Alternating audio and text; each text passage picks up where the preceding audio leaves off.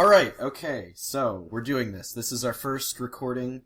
We don't necessarily have a name for this podcast yet. The name of the website and the associated social media accounts we're putting this on at the time of recording is called the Open Discourse Project, because subject to change. I could not think of anything better. It seems fairly self-explanatory. So yeah. So who are you? And yeah.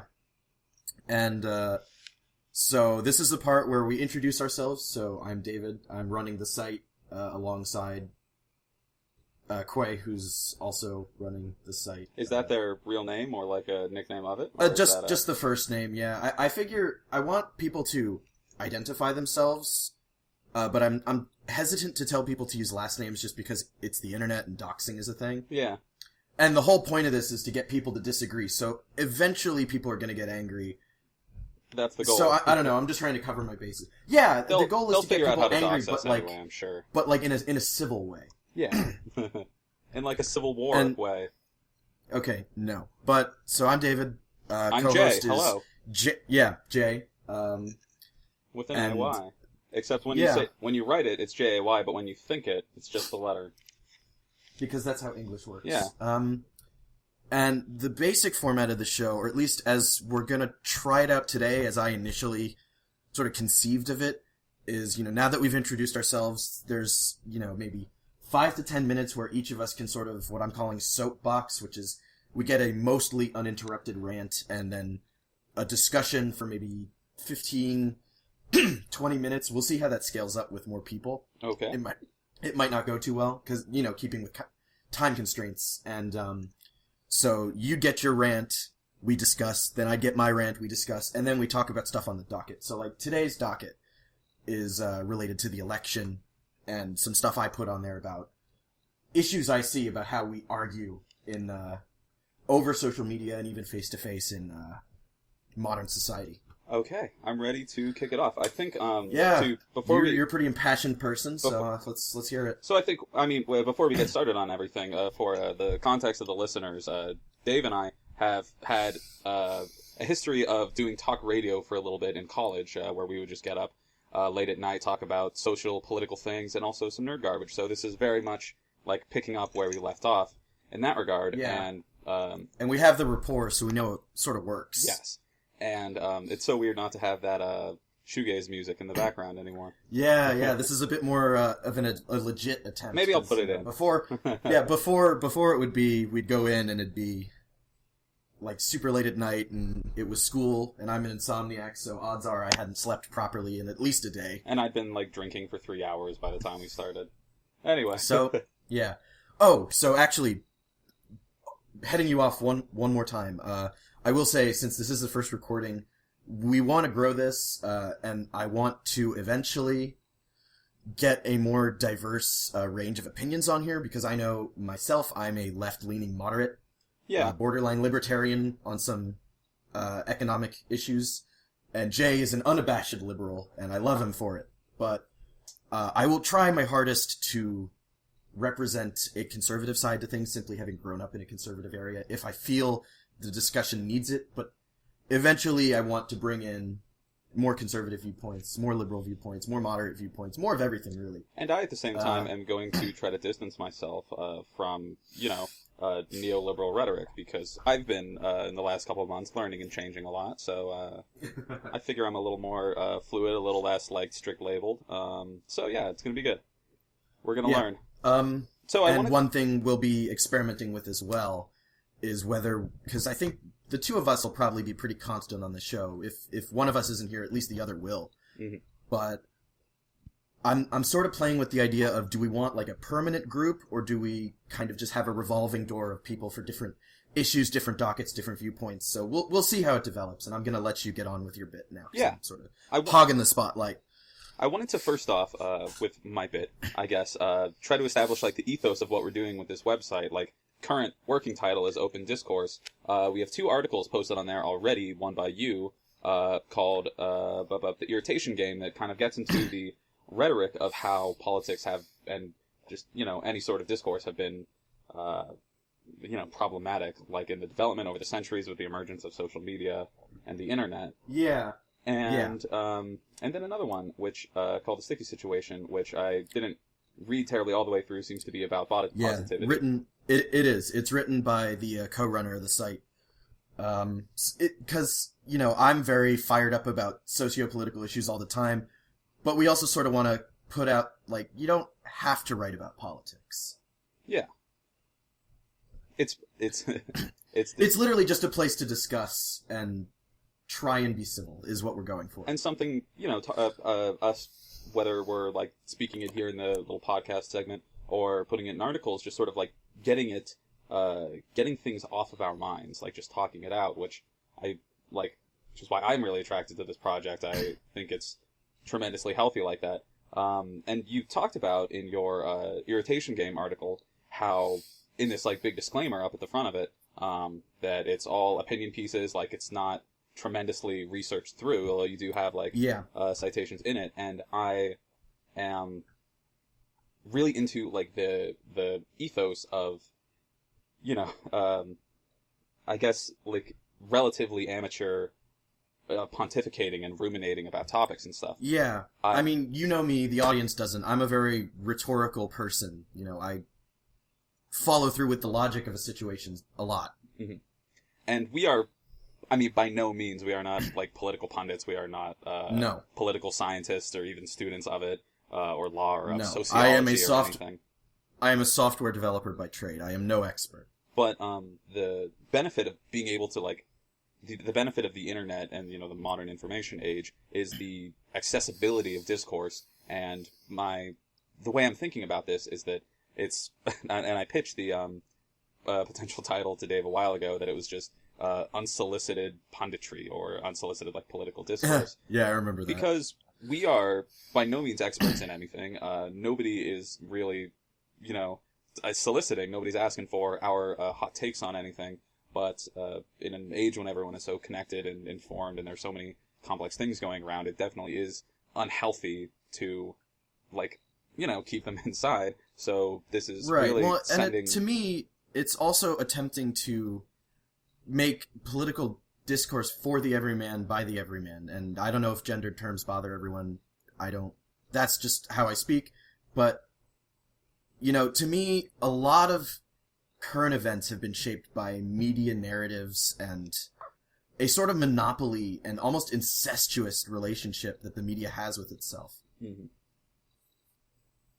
And, I'm no reporter. I'm working on finding reliable sources of raw data because, Jay knows this from our radio days. You listeners probably don't. I like data. And, stereotypes, software developer, data, blah, blah, blah. But if I'm going to make an argument, I'm very uncomfortable making an argument without concrete data to back up what I'm saying.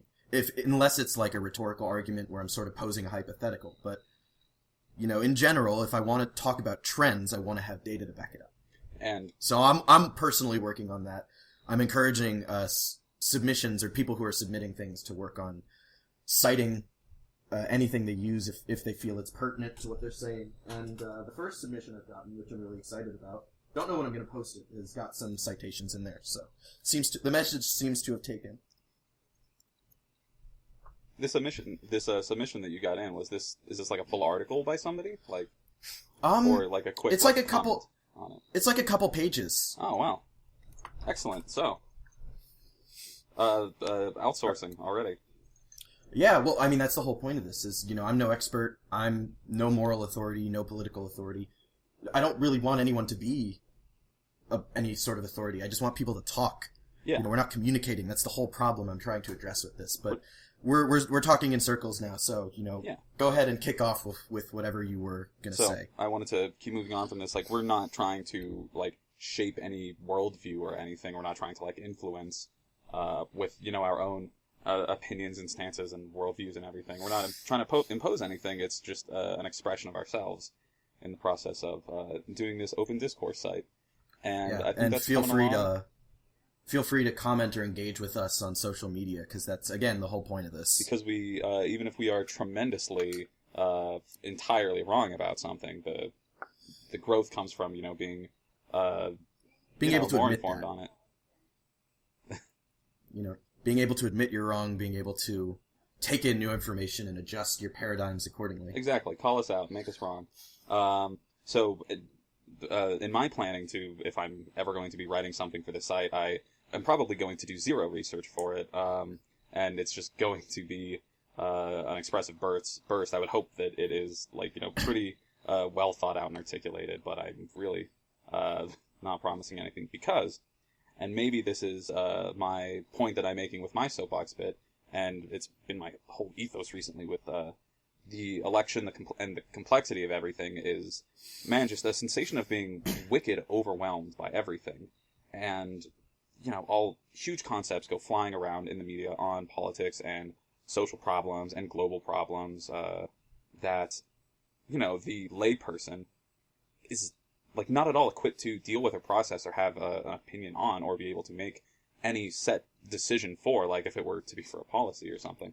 So few people are, equipped to really handle something at the high level that, a lot of big, world problems demand. And to a certain extent, I guess that's how you end up, with an elite political class, the election had been kind of fighting against, someone like Hillary Clinton and established politicians being the only people with the experience and knowledge to really function in politics.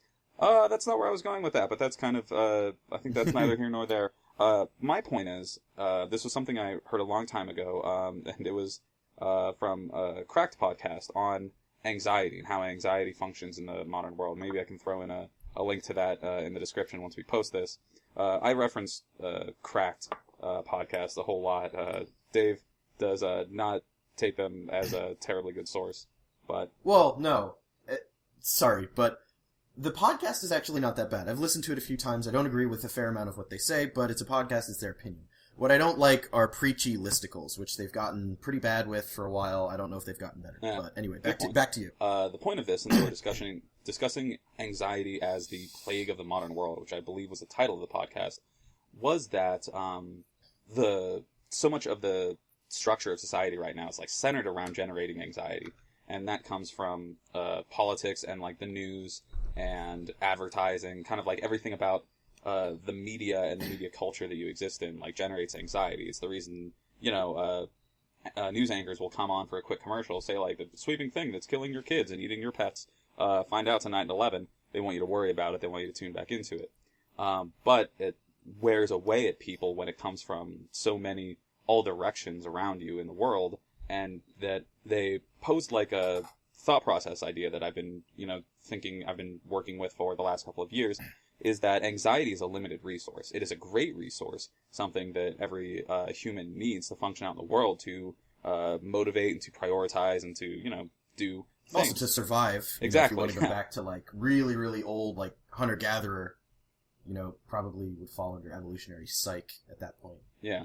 But that there was just such an oversaturation of, not running from a tiger anxieties, but smaller anxieties that the world bombards you with constantly, and that you are susceptible to everything, and you need to, to establish a healthy balance of it. They talked about being able to recognize when some source wants you to feel anxious about something, and then determining for yourself if that is worth a lot of time and energy worrying about it.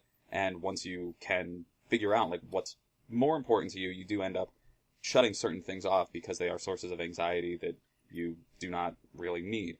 And so that applies... Well, you simply don't have all the power to process all of it. Exactly. And so the way that affects my view of politics recently for the last couple years is that as involved as I want to be in political problems, social problems, global problems, I can't, I guess, feel like I have to know exactly what something is, have a firm opinion about what should be done about any X or Y problem, and then make a point, whether that's doing something in real life or even just posting something on social media, to try to reshape the world the way I want to see it in regards to a certain issue. And what that turns into is actually a fair amount of what would be considered political apathy. And because there's only a certain amount of stuff I can do, I vote, I, email my representatives, I sign petitions, and I do try to talk to people and engage in the discourse when I can. And, like, Lord knows, I can afford to ignore a certain amount of political and social problems from my position as a cis hetero white man, Mr. King of Privilege over here. And so that's a little bit about me. I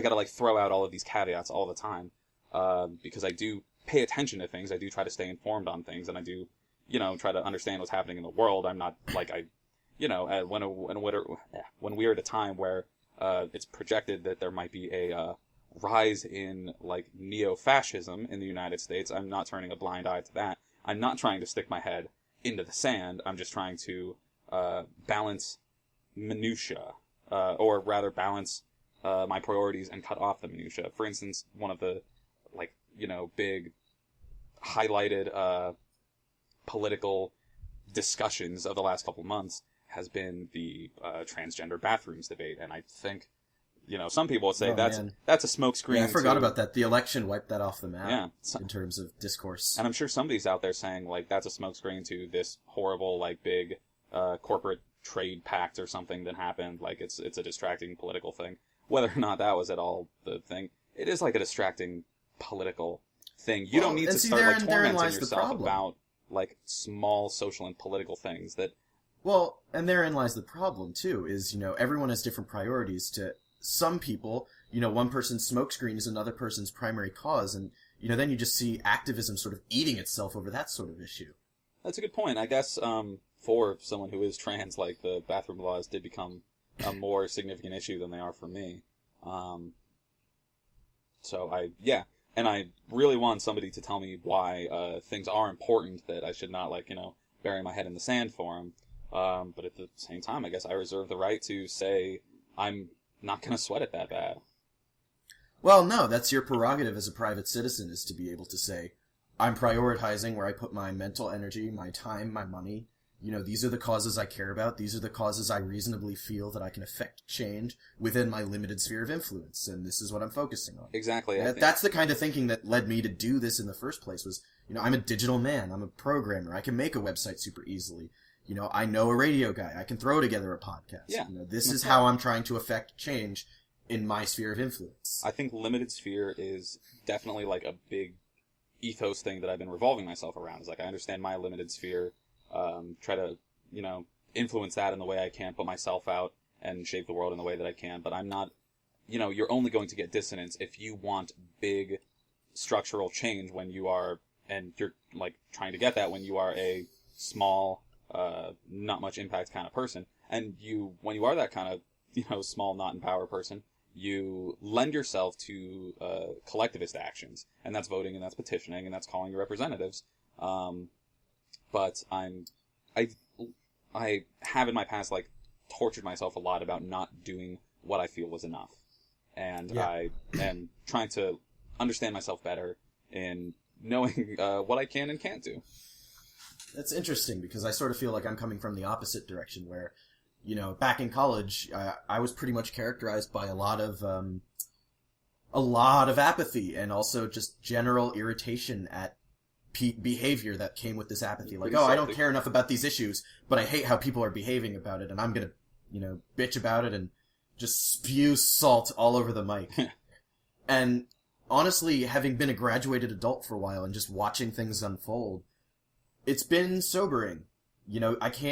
I have to put my money where my mouth is. I keep saying I'm tired of people behaving irrationally. I need to try and make people behave rationally.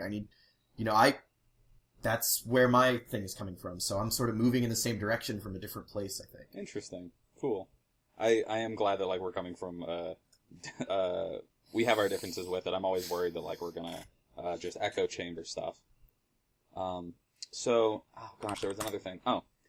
Talking about your limited spheres and stuff, there's something on top of everything, with the election going on, everything in politics can turn into big nebulous abstraction things. For the last year or something, it's been the Hillary Clinton's email debates, and I kind of stayed out of it for the most part. I have heard enough where I understand if this was a problem, this was a big problem.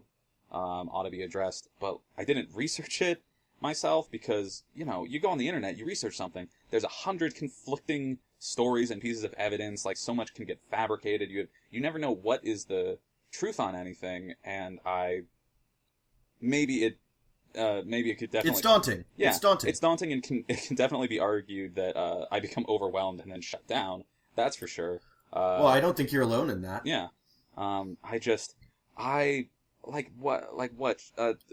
Information got out that endangered some Americans. That's like the problem of it, and then people died in an embassy, but then Hillary Clinton deleted them. I know. You're mixing up a couple things actually. So Benghazi. Benghazi is the incident where Hillary Clinton was involved with a. Oh man, I'm blanking out. I think CIA. Let's not get too deep into it. That's entirely my point. It was a CIA office. No, not office. I'm literally losing words right now. Not literally, figuratively. But I thought that was at least it was CIA outpost, and there was some sort of security breach, and they were attacked, and there was some sort of judgment call Hillary made that a lot of people have been witch hunting her over to use to be aggressive about framing it. And then the email situation is another one where the issue is she used a private server for government emails, and that there was classified information on some of those emails. I thought there were emails about Benghazi. I thought the things were connected somehow. They might be, No, you're right. They might be connected, but in legality, in function, and even in scandal functionality, they were two separate issues. Yeah.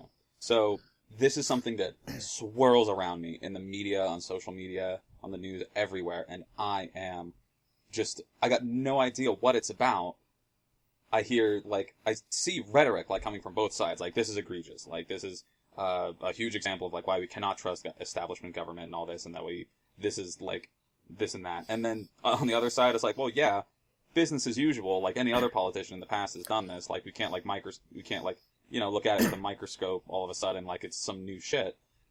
There's so many counter-arguments to everything. And something I've, learned over the last couple of years is, that there's no objective truth in the world. No, not at all. Definitely what you believe and what you... Well, I would say outside the realm of empirically provable scientific fact. Yeah, well, who knows? Maybe that can be fudged too. But, there's always going to be narratives and counter-narratives and counter-counter-narratives. And it comes down to, I think, what you want to believe, what you want the world to be like. That shapes the very existence that you live in. And I think you can be transformed by exposure. I can believe something solid, I've read and listened to, the good arguments. I believe in some concept, some abstract idea that has to do with, social policy and politics and stuff. But if I spend, 15 hours listening and reading about the opposite argument, the exact opposite side for it, I'll be switched. Because both sides of any argument can pose good arguments. And what I've seen, it's a matter of what you're exposed to more becomes what you believe. And they're both perfectly 100% right to their respective perspectives.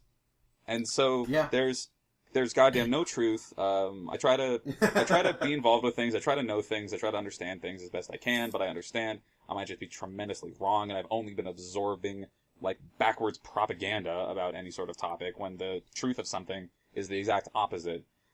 So, the universe is in a state of constant flux. The reality that you see is dependent upon your perspective, and every human being lives within a different objective universe than every other human being.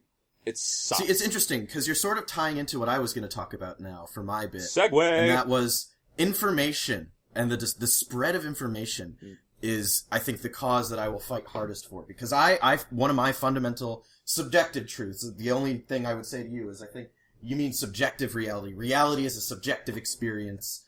Yep. And how you experience it does not necessarily bear any impact on the objective reality of how things are.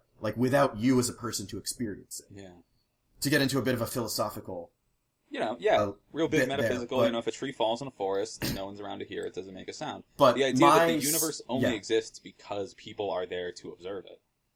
That's one of my fundamental subjective truths, and I'm going to be bringing that up later. All right. For something on the docket, is that I believe that the majority of people are capable of critical thought, rational behavior, when presented with a full suite of information. Now, naturally, people's opinions, reactions, actions are going to differ based on circumstances, existing opinions, preconceived notions, all those variables. But the issue I think we are facing today as a society is that we now have completely isolated segments of society operating on partial data sets that are, they're partial sets of a whole set of data on the same issue. So, I'm trying to think of a good example. And I'm just sort of drawing a blank right now, but, like the issue of immigration.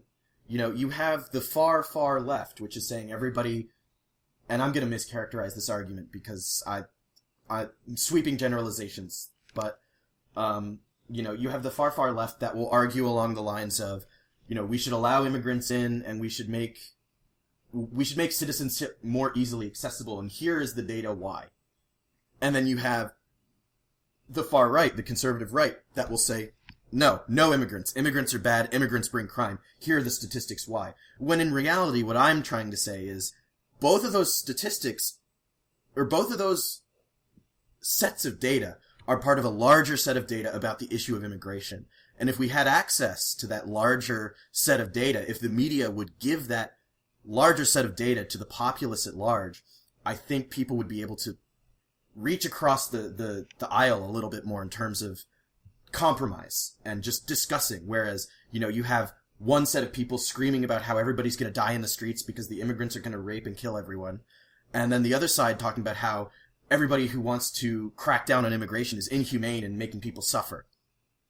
When the truth probably resides somewhere in between those arguments. Or on an entirely different, like, plane, along a vertical axis. Yeah, even that's possible. But, you know, we can't have that discussion effectively. We can't make decisions as a nation effectively until the population is given access to that data. And that's something that really gets under my skin. In the era of the internet, in the information age, hypothetically, we should be the most informed population that ever was. And what I see now is more willful ignorance and obstinance and stubbornness than I've ever seen before. And granted, I'm only 23, so who knows, but... It'll get worse, yeah, sure. But also that it may have been this bad, you know, when my parents were my age and I just don't know, or something like that. Yeah, that's... But, you know, you have people who watch Fox News and get the news from Fox's website, and then some go even further and will read from, like, Breitbart or other online conservative news sources, and they'll get that set of data combined with that set of operating parameters. And then you'll get the liberal group who watches MSNBC exclusively and reads their website, and then goes and reads, I guess Vox is, like, Breitbart's caliber, maybe? I don't know. I don't read real news. I'm not well versed on, like, ridiculous liberal news sites, of which I'm sure there are many. Oh, yeah. But, you know, and those are that's where they get their operating data set and their operating parameters and variables. And I feel it's just two different worlds. Yeah, I feel what you mean. Like, my dad reads the Drudge Report, and he lives in a different universe than mine. And when I say that sentence, that comes with a connotation that says that my dad, or, you know, by extension, conservative folks or right-leaning folks are delusional in some sense. But, like, what I have to, like, turn around and then, like, think about myself is that I do not have the objective data set. I do not know, like, I'm not living in the true reality and that they're all delusional. To them, they're living in the true reality and I'm delusional. So you kind of, you know, well, and that's exactly like the problem. Everyone's in their own little simulation. We need to find a way to incorporate a wider view. Because, you know, going back to this thing you talked about, anxiety, and how the news kind of fosters anxiety in order to get more views. Sure does. You know, here's an example of objective reality versus subjective reality. The objective reality of crime, in general, nationally, is that crime has been going down for decades. We are at some of the lowest crime rates we've ever seen in the United States. Mm-hmm. The subjective reality for a lot of people is it is more dangerous than it ever has been. Yeah. How do you reconcile that if you are not giving these people access to data that will allay that anxiety? Even if they have the data for it, does that, like, do anything to their personal experiences? Well, I was going to say, even if, like, it actually serves against the self-interest of these media conglomerates to give people access to that data. Because if everything's fine, what are they watching you for? Yeah. At the same time, like, yeah, national, like, crime rates, everything, like, something I like that I got out of a Cracked podcast, again, was that people were saying, like, things are always getting better. There's the Flynn effect, like, everyone's more intelligent, everyone's more educated, crime is always going down, like, you know, poverty is, like, always, like, maybe that's not true, but, like, so things are always kind of getting better, and you can take solace in the fact that the world is slowly always getting better, despite the fact. But if somebody, like, how can I phrase this? Somebody's subjective experience is their objective universal experience. So if crime rates are going down to the lowest they've ever been, but somebody lives a life where the crime rate's going on around them, the rate at which, like, they or somebody they know gets mugged or shot or raped or something is constantly going up, that's not the same kind of world. And when they are trying to fight against what's happening to their universe, which is dark and extreme and terrifying, and they get back from, like, objective census polls and stuff saying, like, no, that's not what's happening. And they're like, no, it is, it's happening to me! It's fucking me up! That's, so that's people's subjective experiences. That's also interesting, because that can be sort of dealt with by an understanding of statistics, which, once upon a time when you were a science student, I'm sure you had to take some statistics courses, so... He's talking about me, not the royal you of the audience. Yeah, you, Jay. But, you know, the statistic I cited was an aggregate national statistic. But there are pockets in the U.S. where it has gotten worse, and that would be the case you're talking about. Yeah. And that's not like me. Where if you were to do just I've only been a survey, my whole life. Yeah, like if you were to do a survey of this area, like, oh wow, it's a lot worse than everywhere else. And it's been getting worse, you know? And then the issue is, how do you reconcile those sorts of things? Okay. What? What's up? No. Where were we? Did you have your soapbox still that you were going? Yeah, I was just saying, you know, about what you said with statistics. Sorry, I don't want to be mean. No. But from there, I would just say... I appreciate it. One thing I think we need to start doing collectively, not just you and me, is acknowledging this fact that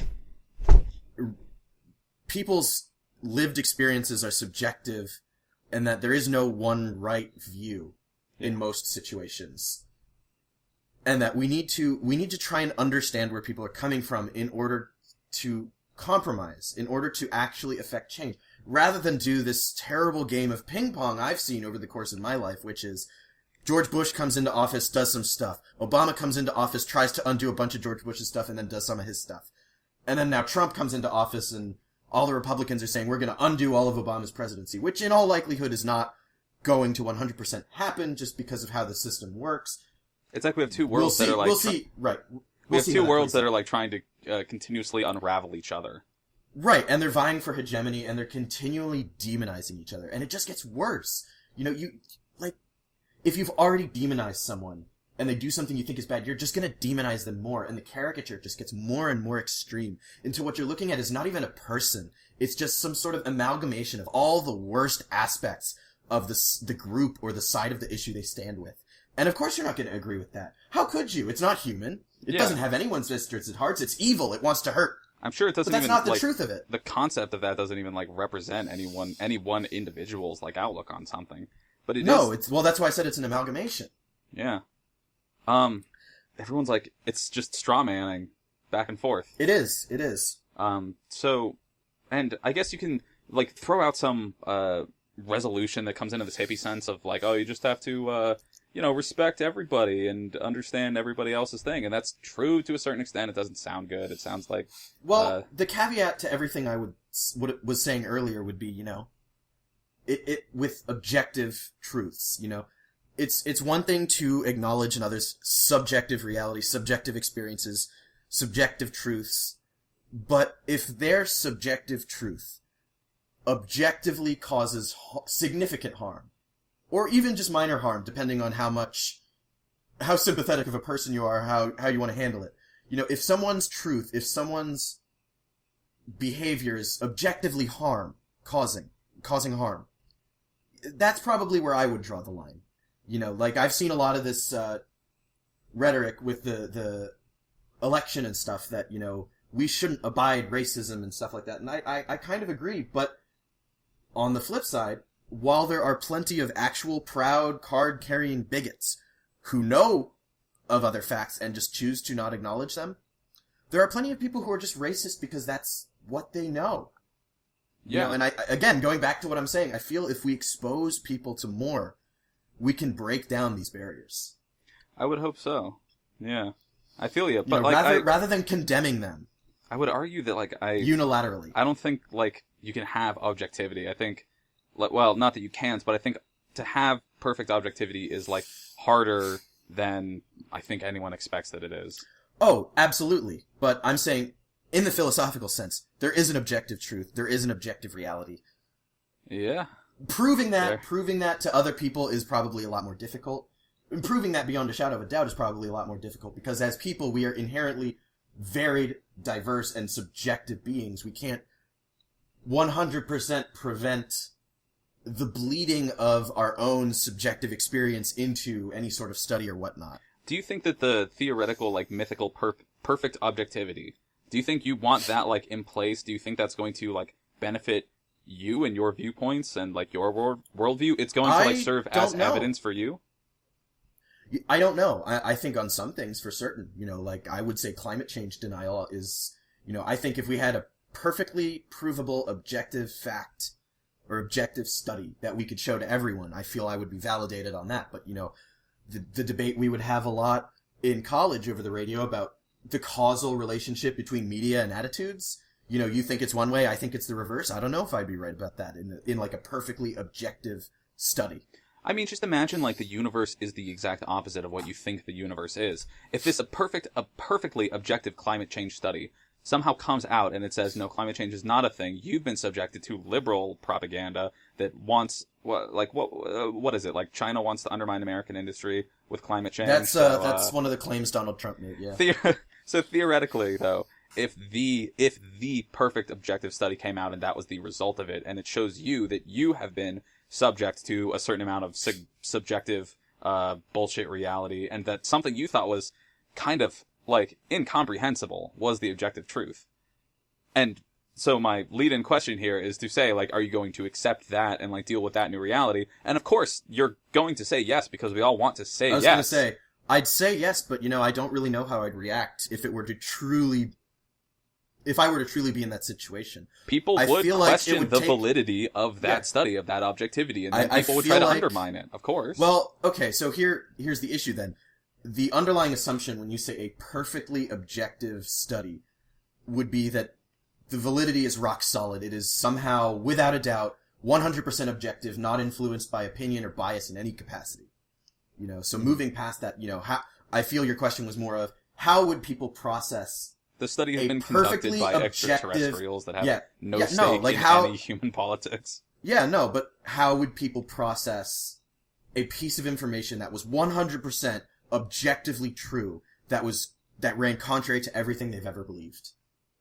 And that's an interesting question. No matter who it is on either side of the political spectrum, they would presume that it's fabricated. To a certain extent, I think, like, I would hope people, and I would hope myself, that you could, you know, take that hit on your, you know, subjective reality in stride and deal with the new world that you're thrust into. But I, you know, don't want to criticize anybody else's, like, critical thinking skills. I definitely think I would struggle with it. Yeah, I mean, I probably would too. It would probably take me some time to wrap my head around, but I'd like to think that I'm a reasonable person and that, you know, if given data that conflicts with my views, that I would take that data and I would adjust myself accordingly. Yeah, I think we would all like that. I think most people would like to believe that, but, you know, it's like, I think there was some study at some point that said people say they'll do things and then they don't. I mean, most people can just sort of observe that behavior in people all the time, but yeah. So we're getting pretty abstract about it. Yeah, so I was going to say, time's up. We've been at this, the soapboxing for a good 40, 50 minutes now, so unless you have anything else to say, maybe it's time to move on to the stuff we had planned to talk about. Yeah, let's. We didn't have many clear boundaries on what was soapboxing for each of our own, and then what was, you know, any transition. But I think this was pretty good, because I wanted it to be like a free-form third quarter of the show. Oh, it's free, first and it's half. forming. So what's going on? Next up is do you remember the docket that I sent you? I can bring it up real quick. I was going to say first up is the election. Just because when I originally wrote the docket, it was like election night, I think. Yeah, we've definitely been touching on that a whole lot over the course of. Well, it's a huge upset. You know, a lot of people are very reasonably thrown by what's happened. It's the political revolution. This is like I would say, but yeah. A political revolution, yeah. Because, one of the running themes for this whole election was outsider politics versus establishment politics.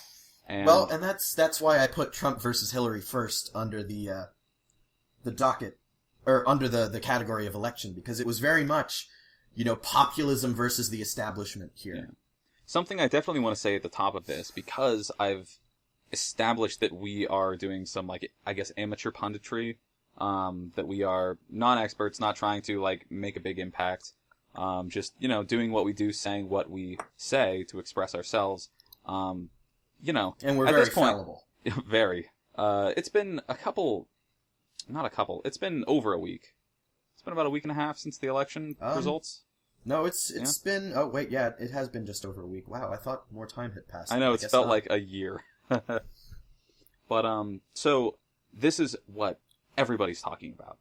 Everybody is talking about this. There's tons of think pieces, tons of articles here and there covering every single possible topic with every single possible, perspective and angle. So, when we start talking about the election and the results of the election, we are not going to be saying anything new that somebody else has not already gone on about in some articles. You don't think? I doubt we'll truly touch anything that hasn't been talked about in some corner of the internet, Because at the end of the day, we're just two guys. We're not professionals. I'm gonna go to bed tonight and go back to work at a software development company, and you're gonna do whatever it is you do on a Monday. Yeah, that's... So... Anyway. But, I guess the point No, I lost it. You lost it? Yeah. Well, so yeah, just the frame of this election, in a very general sense, and I know there's plenty of people who are going to disagree with me with this, you could not have had a more, extreme opposites election, where you had literally almost an embodiment of the establishment, gender being made irrelevant for this argument. Hillary Clinton was all caps, the establishment candidate. Mm-hmm.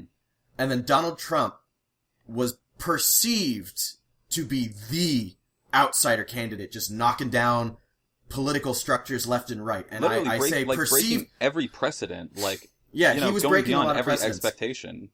Though I would say, in my opinion, he was perceived that way, though I don't necessarily think Donald Trump truly is an outsider. An outsider to politics and the political system, yes.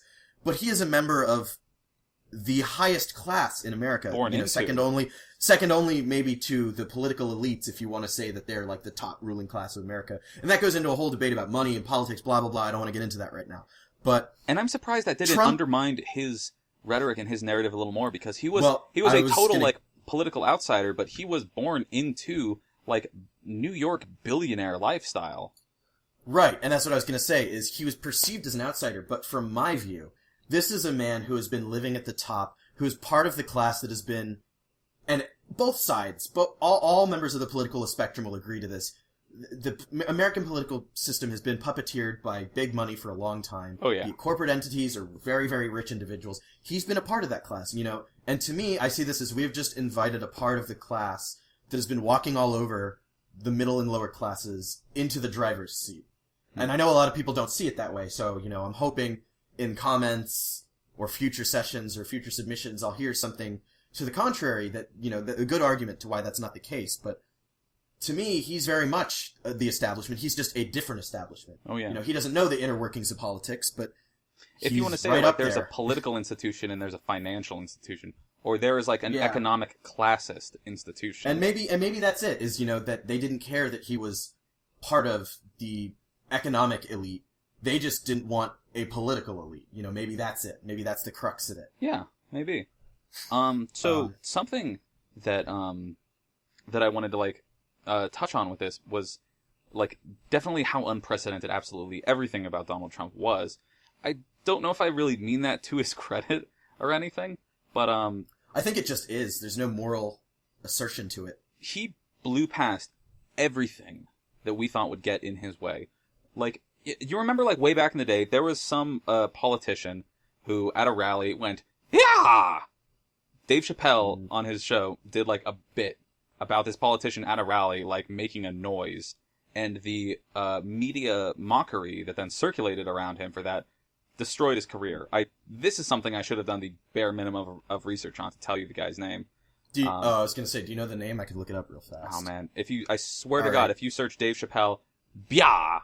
B-Y-A-H. So this guy, he just made like a loud noise at a rally because he was hyped. He was hyped up. He was running for office. Some kind of office, I'm not sure. And the, like, jokes about him, the fact that he turned into, like, a meme for a while. I think this was, like, early 2000s. Yeah, what do you got? I think his name is Howard Dean. Sounds about right. Let's see. Yep, that's him.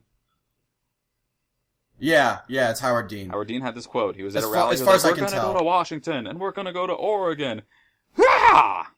Dave Chappelle did a bit about him on his show. A good bit. Oh, yeah, there it is. But his political career was ended because of the mockery that resulted from that. Mm-hmm. Donald Trump, however, and, God, I always feel a little bit bad about, like, being like, Donald Trump this, Donald Trump that, because that's all anyone's ever talking about anymore. The point is, he powered through an unimaginable amount of press. He's the living embodiment of all press is good press. Because there was a moment during the election that was going on when the video came out about grabbing her in the pussy, like an allusion to a sexual assault that Donald Trump managed to brush off, totally, egregious and really incomprehensible as it was. A friend of mine was saying, this is it. This is the end of his campaign. This is going to bury him. A lot of people said that. And I don't want to, high road or anything, but I was there like, really? He's gotten through so much more. I can't imagine that this is going to be the thing that stops him. And I don't know why I told you so. It didn't. It didn't stop him. Yeah. I guess there's literally, I believe right now, as far as I know, a pending trial, an investigation about sexual assault or outright rape. I'm not even sure. But I remember reading about that. I think that was actually dropped because she got so many death threats from Trump supporters or something along those lines. I haven't bothered to read up on it a whole lot, so I could be wrong, but that's my understanding of the situation. Well, I guess then that settles that, doesn't it? A brief aside. I gotta hand it to Trump. He made me believe that rape culture exists. I was a skeptic before. I would always say, I don't know if 1 in 4 women is, such a, maybe it's an over-exaggeration, it's a loose definition of the term rape or sexual assault, or, I think there's a rape problem, but I wouldn't call it a culture that accepts rape. But man, was I wrong. Boy, they accepted the shit out of it. So there you go. That's me accepting data that conflicted with my worldview right there, because, if there's ever an argument for rape culture existing, it's just Donald Trump's entire campaign and subsequent presidency. And, like, I wouldn't put a terrible amount of stock in scandals or this or that, but, like, there was, I've heard, at least, like, things about, like, him and his, like, wife, like, rape stuff that's, I don't even know too much to get, I don't even know enough to get into it. Yeah, I was going to say, I've not read anything along those lines. Enough whispers that anybody else would be buried. Howard Dean, off the fucking map. Somehow, like, from publicity or money or personality or just the persona, just the charisma, whatever the fuck was going on, Donald Trump overthrew every single expectation. Like, I think it's a convergence of a lot of things. I think, there was a bit of a Rust Belt uprising in his supporter base. The Rust Belt had been ignored by Democrats for a long time. Oh, yeah. And that was the population that had been very blue, very Democrat up till now. They had voted Democrat. These blue-collar Americans. And, our politics have left them by the wayside. Yeah.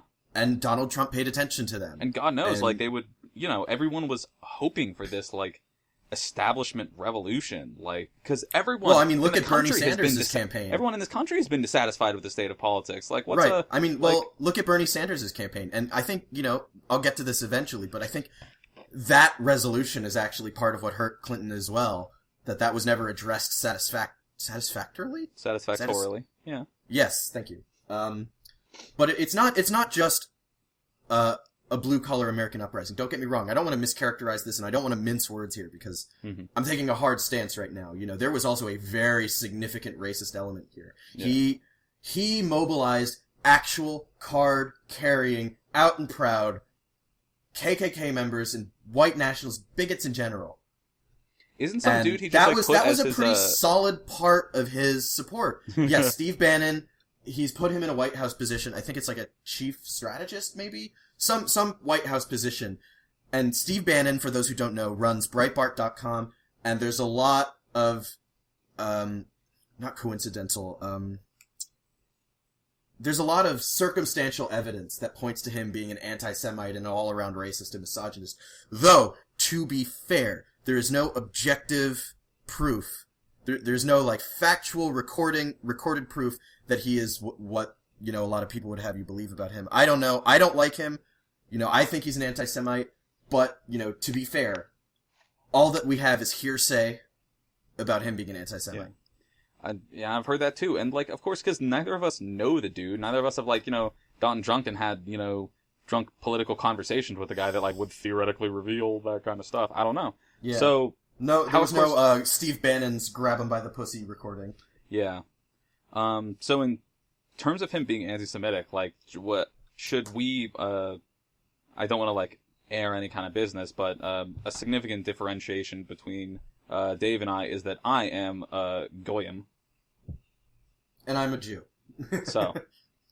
I mean, I'm nervous. My parents are nervous. And it's not just that, historically, from what has been passed down to me through my parents and their parents, when stuff like this happens, even if it's not directed at the Jews, we're always sort of lumped in, or we're next on the list, and, it's actually kind of sobering. I've had talks with my parents where, my mom's like, maybe it's time to start liquidating our assets just in case. My parents and I were talking about getting concealed carry permits recently because we all live in Texas where we can do that. So, yeah, it's a little freaky. I'm actually working on a German citizenship as well, because that's my backup plan. Wow, what... Sorry, maybe this is in a little bit of poor taste as a joke, but the ultimate irony is that Jewish people seeking asylum would go to Germany. Yeah, isn't it? I actually had someone bring that up to me, and someone said, aren't you mad at Germany? I said, no, I can't. I'm not mad at Germany. I'm mad at the people who did the things they did, but most of those people are dead, and their sons and daughters are very regretful. I went to Germany after I graduated. They have monuments. They have, all sorts of national shit. They feel such deep regret over what happened in their borders. And I have no problems going back there. And, my dad was saying to me, oh, well, they still have hatred there. They still have bigotry there. And I said, all I said to him was, yeah, well, it's not in their highest office. Yeah. It has not embedded itself in their system. And, there are people who would argue it's always been embedded in the American system. But, the operating assumption of what I've said is that, it is now being placed into the highest authority offices. It's definitely coming plural. up to the forefront. Yeah. Oh man, and I've been seeing a lot recently about, I guess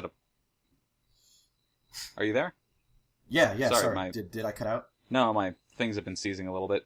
I've been seeing stuff about, all of a sudden, Muslim registries popping up, people talking about, detainment camps, and yeah, on top of the Jewish population, of course, being look, do we have to spell it out for you? Do you understand why this is bad? And also, George Takei. Oh yeah, and the Japanese American population. I've seen so many things about different people whose parents, whose grandparents were in the American Japanese internment camps, and that was this is an exercise in the same sort of fascist discrimination and I guess detainment policies of Nazi Germany and, Nazi Europe for the time, and how do you, how do people not see that this is, getting the same sort of... And the interesting thing is, and two things, I have two things to say, is there's always a trade-off in people's mind with priorities of liberty versus safety. And we're just seeing that at play right here, and they're so afraid for their safety, they're not thinking far enough ahead to, if we do this, what's stopping them from coming after some group I belong to next? And to be fair, a lot of people are saying that, but that's the debate, and that's where the priorities are being highlighted. And then on top of that, there's another issue here, which is, people are saying, oh, everybody sign up for the Muslim registry so it's worthless. Well, that won't work, because I'm sure there are always systems in place for that sort of thing. I don't know. What I'm thinking is, take it to court. Most of the Republican Party, as much as you may or may not like them right now, a lot of Republicans do not think this registry is a good idea. And I'd be willing to bet, no matter who Donald Trump puts on the Supreme Court, most of the Supreme Court justices don't think it's a good idea either. Take it to court. Take it all the way to the Supreme Court. Because technically this is still legal. It's still in our legislation from the Japanese internment camp days. It's still legal. Take it all the way to Supreme Court. Make it not legal. That would, That's my solution. And maybe I'm coming at this from the wrong angle, but to me, gestures of solidarity are all fine and dandy. But unless you actually do anything concrete to affect change or to block people from doing what you see as harm, then it's useless at the end of the day. Yeah. You said a little bit ago about that old trade-off of liberty versus security, that old Benjamin Franklin thing, I believe it was. But it always seems to me like it's people aren't sacrificing their own liberties. They're sacrificing the liberties of others, of Muslim Americans, of Japanese that's true. Americans That's true. for their own security. I said liberty in a general sense, because to me, when I look at legislation and precedent, I look at it in a sense where this can be applied to other people. Because let's be real here. If this is written into law, it's not going to be specific to Muslims. It's not going to say in there, this is just for Muslims. It'll be in legalese, and there will be ways to stretch that into other groups. It'll be something like, groups perceived to be threats to national security or something like that. Okay, well, right now that's Muslims, but, what if Steve Bannon is an anti-Semite and he decides, okay, Jews are a threat to national security. Okay, now Jews are registering. That's what I'm talking about. It's a trade-off of liberty in a general sense. But you're right, it's not, these white Christian voters, if you want to pin it on them, which I don't think it's just them. No. It's a lot of people. But these white Christian voters are sacrificing the liberties of other people. Yeah. And so, maybe this would, gain me some flack or something. Maybe this is not the best Go for it. That's the whole point of this. But, do you think it's safe to say that the KKK has a greater presence and influence in the United States than ISIS does? It's really funny you mentioned that. Because on the land of the United States. Oh, on the land of the United States? I don't know. It probably varies from place to place, because, the funny thing about the United States, in terms of just the landmass we occupy, we're about the size of those old 18th century empires. We're huge! It's a big chunk. And so, I don't know enough to say definitively. So, I don't know. Is that your assertion? Is that they have the same sort of ISIS presence in the U.S.? I would say more. Let me roll with this a second. Because ISIS, if ISIS has any, presence in the United States, is in brief terrorist attacks. Or there are terrorist attacks that are, inspired by ISIS. I don't know. It's very dubious. However, the KKK has rallies, has marches that the American police show up to protect their freedom of speech, the KKK's. So you can take that however you'd like. The point is, the KKK, which is a violent hate group based on, committing violence towards certain groups of people, from my perspective, has more actual presence and action within the United States than ISIS, when it's kind of any amount of remote activity does. That you don't see any amount of white people lining up for registry to make sure that they're not KKK. No, but we expect not only Muslim people, but anyone of any sort of Middle Eastern ethnicity to sign up for a theoretical registry.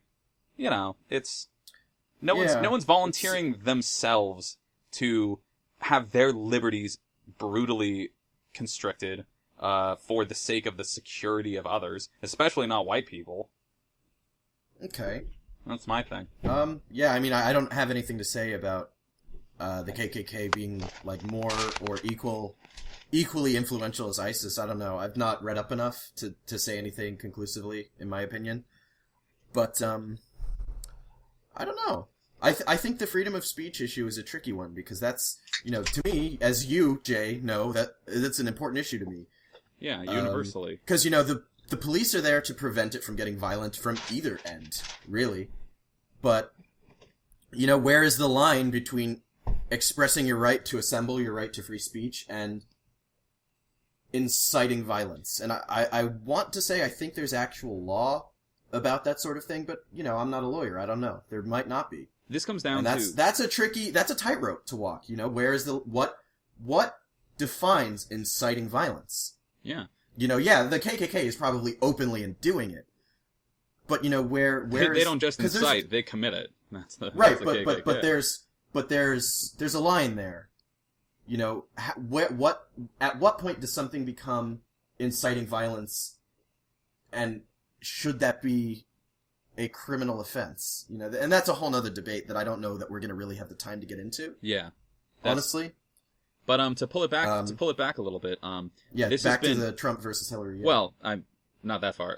Sorry. This was this sort of thing, in terms of legal KKK rallies in the United States. This was a split from me off of what is currently like modern liberalism, for sure, where you want to value freedom of speech and political expression, and certain people saying that I guess even fascists or white nationalists have a right to express their political freedom of speech, and there's been a lot of counter rhetoric that I rather agree with that says, I guess ideally, but no, because that sort of thing in the United States thrives off of the indifference of other people that, when given the space to exist, they cause tremendous harm.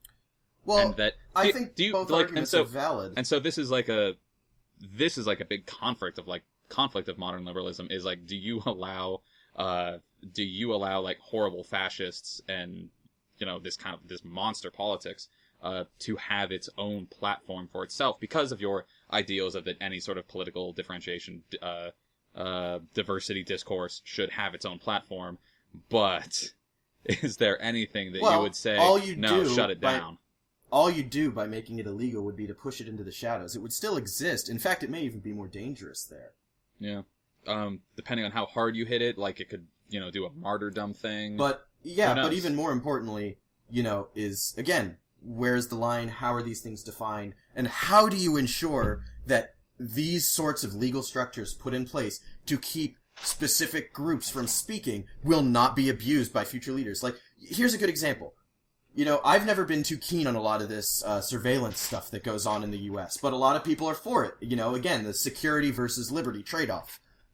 But now that Trump is presumably taking office, there's a lot of people who are backpedaling on that real fast. Yeah. So that's a good example, is, you thought this was fine when someone responsible was in charge, but you can't make these rules without building into them, or at least even considering the situation where somebody grossly underqualified and irresponsible is going to be in a position to make use of these rules. Yeah. Because at that point, it's negligence.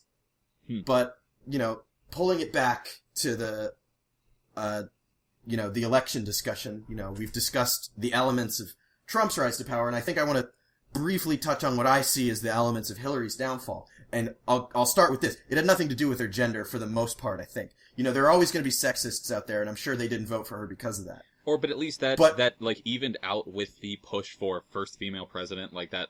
Right. But I think it came down to the fact that she was the establishment candidate, that she had a very hard time showing to the public that she was trustworthy. And some of that is on the part of a 20 years long attempt at character assassination.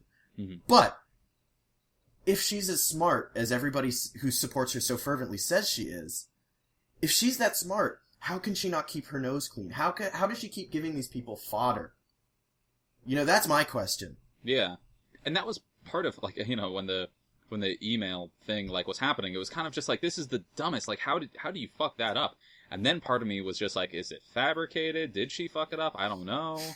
Like, right. it seemed implausibly stupid for them to do. It did to me too. But the fact that the Clintons just go from scandal to scandal, like unforced error, to put it in baseball terms my dad is so fond of, they just keep having them.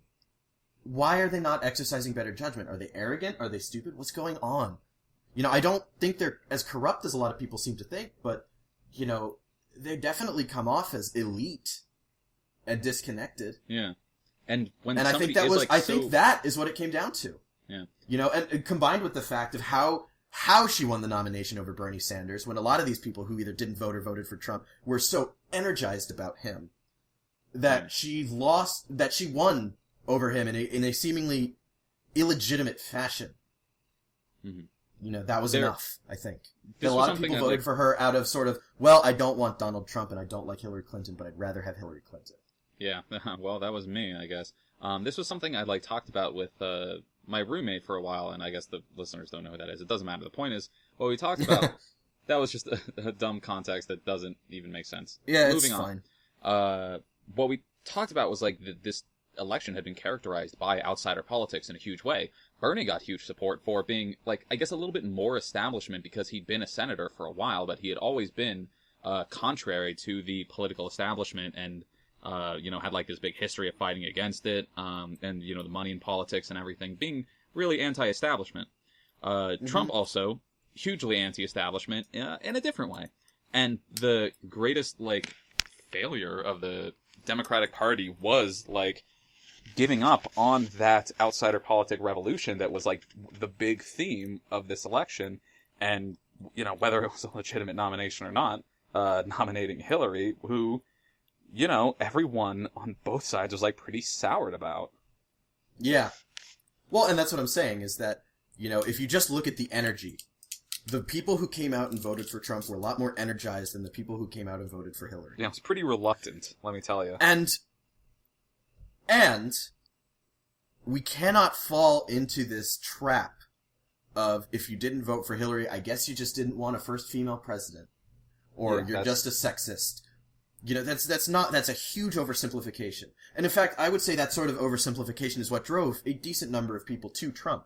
Is this sort of overgeneralization that happens when people are not careful with identity politics. Where, you have these blue-collar white people who are not, or even some college-educated white people probably, who are not, super well-versed on social issues, who don't want to bother to learn the lingo, so to speak.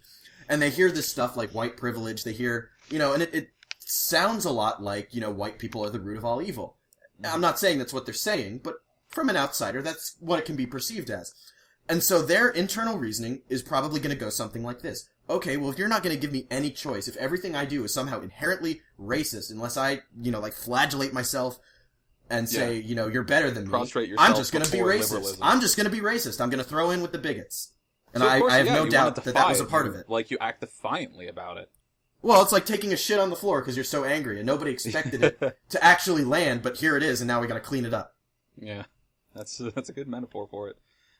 Where that's sort of what I've been hearing similarly about about a lot of the country that voted for Trump is that America, and this ties back into another cracked podcast called Trump Country. I just wanna cite that. That's I don't cite a lot of stuff, but I can pretty much cite anything back to a cracked podcast. Cracked. It was called Trump Country, and they talked about the cultural elements that go into Trump gaining power for being I guess not an economic outsider, but a political outsider at the very least, because for a lot of the United States that have been racked with the loss of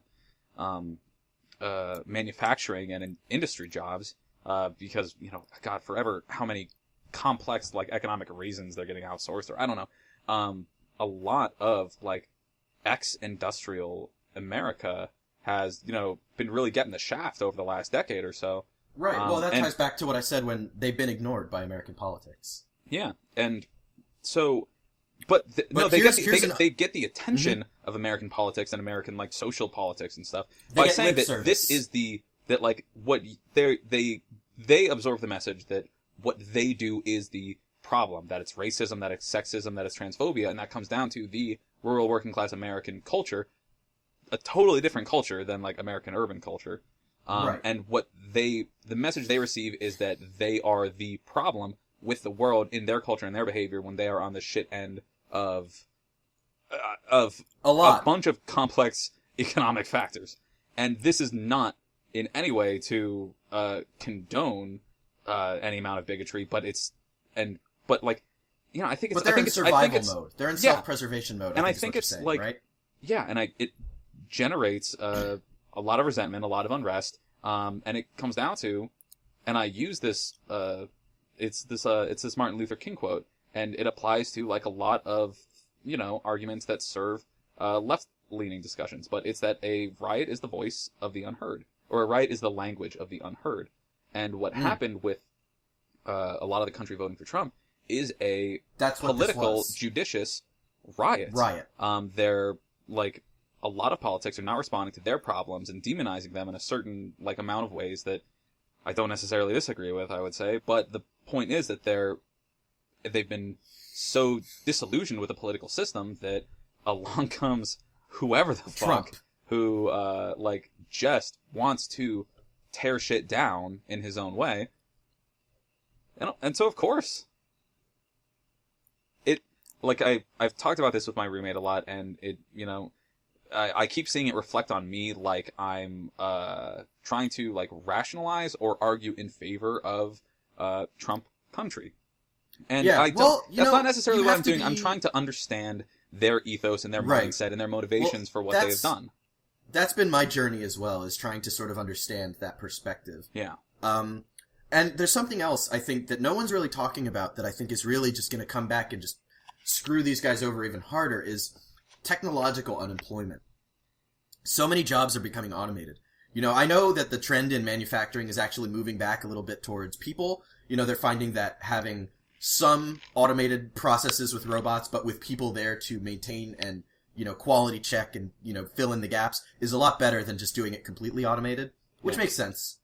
But, we're on the verge of self-driving cars. Here's a good example. Yeah. What happens when we have the first self-driving cargo truck?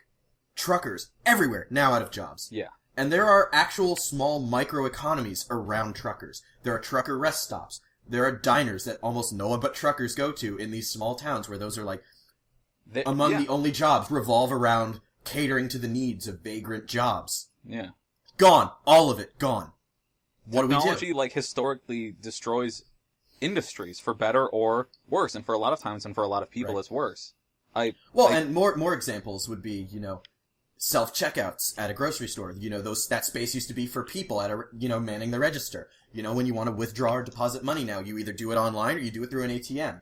It used to be a person. Service careers in banks are reduced. And, like, cashiers. Service, like, cashier jobs reduced. So technology makes things faster, more efficient, requiring less, like, human man-hours into it. And that, damages severely certain jobs, like certain industries. And look, maybe this is me getting all, like, technocratic socialist about it, which I do to a certain amount. But you don't have to be ashamed of being what you are. I've thought about this a lot, and I've read things about this. But in a theoretical future where everything is automated, like, think Wall-E, right? Where, like, the people are living on the spaceship, like, everything's totally provided for them. Let's neglect the, everyone's in floating chairs obesity thing. But in a humanity world, even makes it that far. Yeah. In a world where everything is provided for humanity, for, like, people, like, literally, automated agriculture goes to automated truck driving, to grocery stores with automated, cashiers. Mm-hmm. These jobs are gone, sort of. But the things have to be in place, and it displaces so many people with, like, not being able to, like, not having these jobs anymore. It displaces a lot of people. And capitalism has revolved so much around people working for their keep in a certain way, but when the keep is... but people working for their keep. But when there is a surplus, like this... When there is no keep to be earned. When there's no keep to be earned, but the system requires that you still earn it, there's nothing to do, so you can't earn it, so you can't get it. It's the same concept, I guess, as in a lot of the United States, there are more vacant houses than there are homeless. So the only barrier between them is the money for it, which becomes, the arbitrary capitalist structure behind it, where you can provide. The country, theoretically, I'm not saying this is what it's like nowadays, but in this future, and in the case of the housing thing, I guess, the there's a surplus. It can be provided for free, but it won't because everything resists anything being free because we all exist within the capitalist structure. So, it gets a little bit socialist because you want to say, like, once we can provide and make things available for people, then to work, not necessarily, like, to necessitate work for survival becomes redundant. And a lot of people in a lot of cultures, especially in the United States, will say that is the fall of society. If people don't have to work, if the people don't have to work, the people won't work. Personally, I've been in certain positions where I have not had to bust my ass for things, and I go insane if I'm not working, if I'm not doing something. I believe, and this is my optimism, I believe that the human mind, the human spirit, has something in it that wants to do something. Even if they are provided for, there will be something. If that's science, if that's art, if that's, I don't know, anything at all. Yeah. They will want to do something. It runs contrary to the narrative of the welfare queen, right? Which is based on this idea that, like, if the government provides for a human, they will sit on their asses and do nothing and contribute nothing. And I think, not to say that certain individuals like that don't exist, I can't speak for that, but that is how people in general are, that they require a certain amount of strife and struggle to do anything. I don't agree with that. I think you can be comfortable and still work and create and do great things. Especially, I would think even more so. With you there. I mean, I think I disagree with you a little bit there. There needs to be an impetus for work.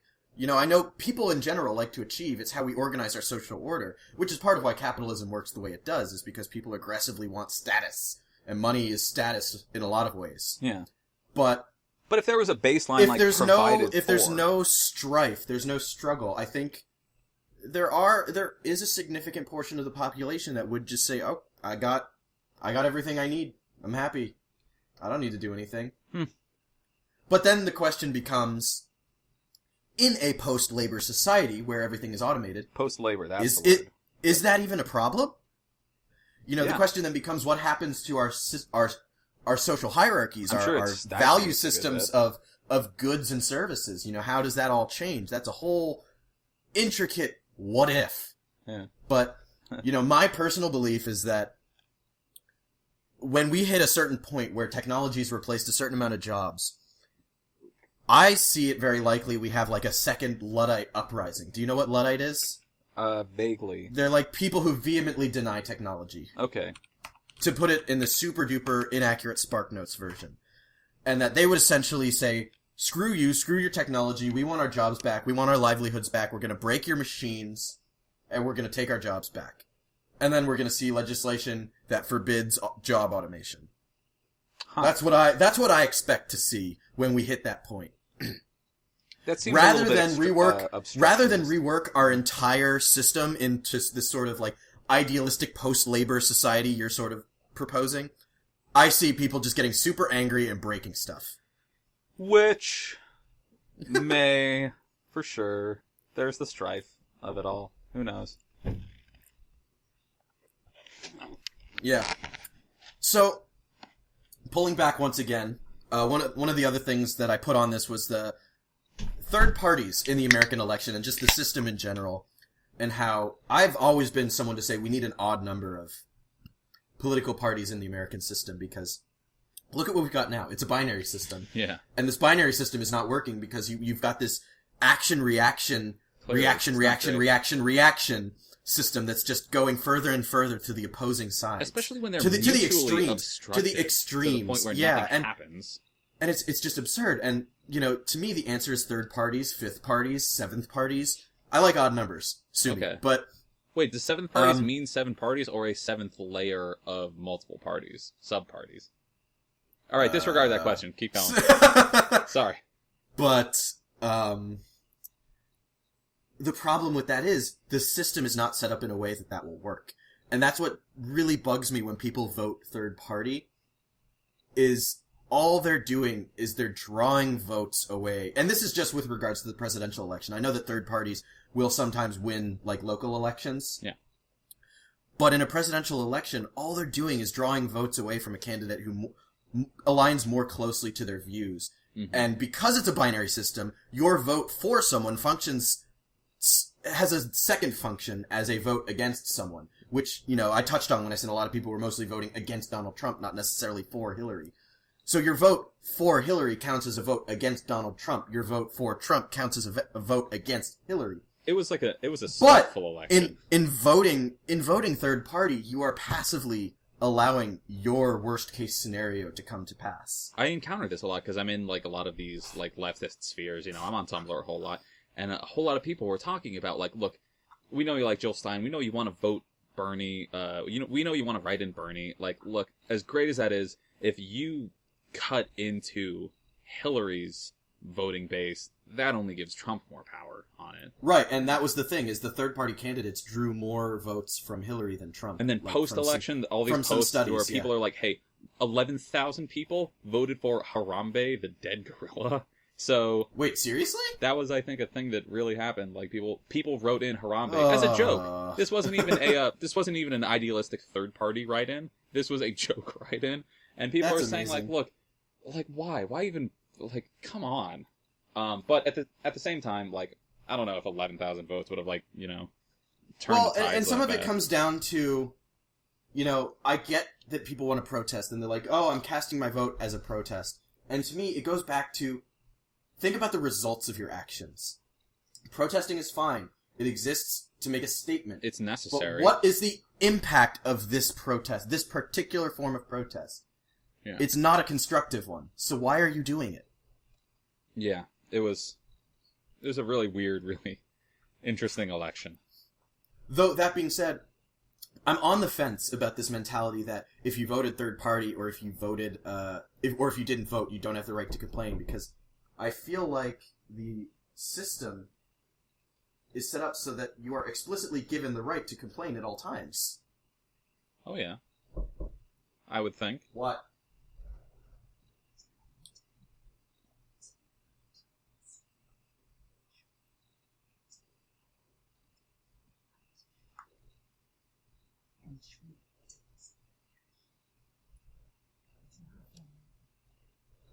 Okay, sorry about that. It's cool. Honestly, like, you've probably heard, like, bits where, like, I've cut out because I've had people walking in. We can edit it out, or we can do it for funsies. What's going on your end? It's just my parents. Yeah, my mom has been, like, feeding me beer while I've been sitting here talking to you. But yeah, because I'm on the fence. Because on the one hand, we're given the right of assembly, we're given the rights of free speech, we're given the right to protest. It feels like we're explicitly given the rights, if not even outright encouraged, to protest, to complain, to make our voices heard. But, on the flip side, if you choose to not participate in the system, or if you choose to just try and force the system... Yeah, obstruct, that's a better word. I was going to say, try and force the system to behave in a way that it's not set up to. Do you really have a legitimate ground to stand on? I don't know. I would definitely not accept people coming to me and be like, I can't believe you didn't write in Harambe in protest. Be like, I can't believe you did. Right. Well, that's what I'm saying. But, like, I'm saying when, people who complain about Trump, like, here's something that came up recently, is one of these protests, I think, in Oregon, one of these protests in Oregon, I think, had, like, the majority of their protesters, I think, hadn't voted. And so that sort of brings up the question of, where exactly does that lie? Like, if you're not going to vote, can you really contest the results of the election? I don't know, idealistically, sure. But, you deserve to get called out for it, to that extent.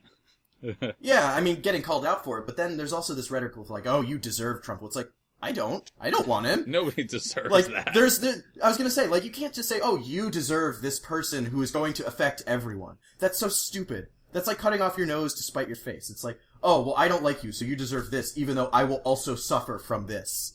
Yeah. I don't know, but I really want to figure out a way, and maybe there's people who are going to listen and comment about this. I want to figure out a way to make third-party candidates viable. Like, actually viable. And maybe some of that comes down to just the choices we had. Because personally, I don't like Jill Stein, for a lot of reasons. And Gary Johnson is just like, he's like pasta. He seems rigid and, solid, but then you apply some heat and it just wilts. That's a really good metaphor. I just like that it's pasta. Yeah, but so there's always something to be said for, like, a lot of European parliaments are, have 5 or more, like, parties vying for them at any time. Right? Like, it's different ways, and I don't know, like, the question is, what would it take to get America out of the entrenched binary of politics that it's in like this? Because, man, even with the election results coming back, where they're saying Hillary theoretically has the popular vote, but Trump has the electoral college win or something, then this was like, if this election doesn't, and the, dissatisfaction, to say the least, with Trump getting the electoral vote on that, if that isn't enough to overthrow the electoral college, what the hell could? Same, if this election isn't enough to overthrow the bipartisan system, what the hell could? Well, it's interesting because you've sort of touched on a couple different things here, and I'll try and talk about both. But on the one hand, the polarization, to me, it goes back to the spread of information and media narratives. And, we're starting to see some pushback on, like, this fake news stuff. But again, how do you define fake news? At what point of factual, like, provable factual percentage is it no longer fake news? To me, it's not just fake news. It's, this algorithm on Facebook that, shows you stuff you're more likely to agree with and just sends you further and further down the other, down the rabbit hole of a political ideology, or, this growth of, like, blog form journalism posting itself off as objective investigative reporting when they're throwing out claims without substantiating with fact. And, that's been a big trend as well. And, there's all these trends, I think, with how media is delivered and consumed and perceived that has led to this, what is essentially 2 separate Americas living in 2 separate versions of the same place. And then, to address the Electoral College, it's actually interesting you bring that up. Because it sure is. It's almost like we had planned this. No, we didn't. Well, we did. In about 21 states, the electors are not actually bound to vote the way their state does. It's more of a referendum that the elector is highly encouraged to vote in accordance with. But there are actually electors that are trying to get other electors to not vote Trump. They wouldn't vote for Hillary, but they would not vote Trump. And in that event, it would go to Congress, and the electors would are the ones I've read about are planning to recommend, if this happens, and that's a giant if, John Kasich, is it John Kasich? And Mitt Romney. And, on the one hand, I personally would be a lot happier if this were to happen. But, here's the issue with that. One, you can't put you cannot close the Pandora's box that has been opened. You cannot put the bigotry and the hate back in that box. It's out there. It's walking the streets. Oh yeah, something it's doing I've heard horrible a lot about stuff. You cannot put that back away. It's like Trump is not as scary as the fact that we are suddenly seeing a certain side of America that exists around and within America. Right, and there's no putting that back in the box. But 2, if the Electoral College would dump Trump, think of how fast a reversal we would see. Suddenly all the people who are so about Trump calling everybody who doesn't like him babies, etc., they'd be furious. They'd be protesting the Electoral College. They'd probably be rioting. Oh, yeah. And all the people who are protesting and rioting now... People were posting about, like, on election night, like, if Trump doesn't win, we're going out. We're hitting it. Right. We're protesting. We're rioting. And then suddenly all the people who are protesting and rioting now would become the same smug assholes that they're complaining about the conservatives being. They'd be like, oh, well, that's just the system. You have to accept it. Yeah. And that's a whole nother issue. Is just people being fucking smug. Yeah. I know what you mean. Oh, God. What? Sorry.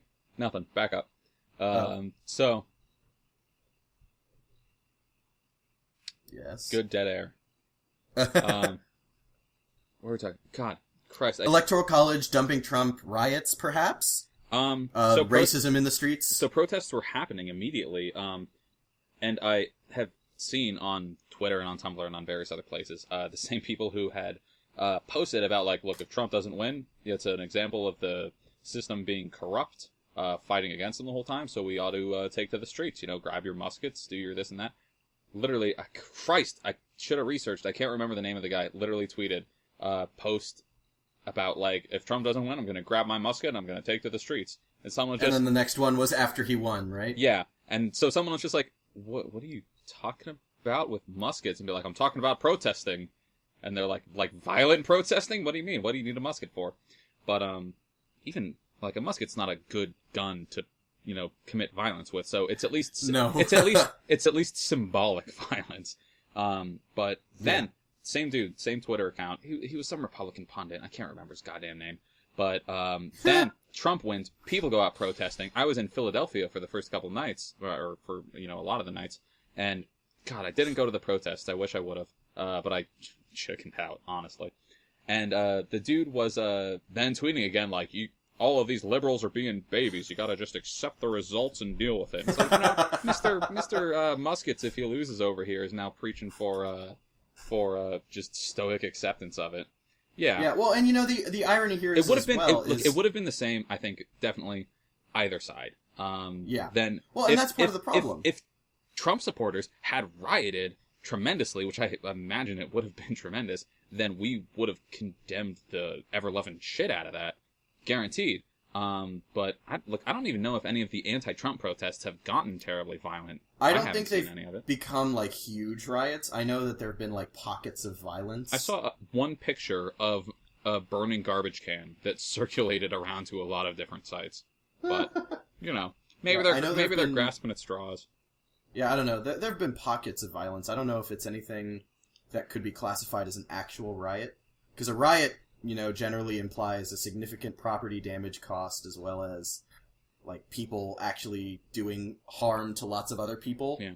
At the same time, I'm very much of the rhetoric that a riot is the voice of the unheard. People have a right... I'm not. You don't think? I mean, so much rhetoric about America... Finish your argument, but I disagree, I think. A lot of American culture revolves around I guess you would say non-civil disobedience. The American Revolution that a lot of people like to talk about in a certain way, like, revolved in a certain sense around a riot known as the Boston Tea Party, where they destroyed public property. They just destroyed stuff and then turned it into a revolutionary war that resulted out of civil disobedience. As much as I think we ought to... Well, that's not civil disobedience. It's very by the way. No, it's a war. But...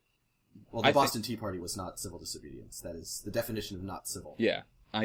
But, it's touted in American culture as being the right thing to have done. Nobody resents the actions of the Boston Tea Party. They say, like, that's destructive, they're harming their own community, they're doing damage to themselves. Here's the thing. I think you're drawing a false equivalency here.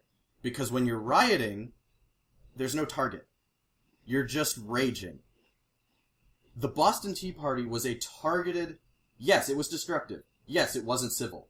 But it was a targeted action done with a purpose to send a message. So it was terrorism. A riot...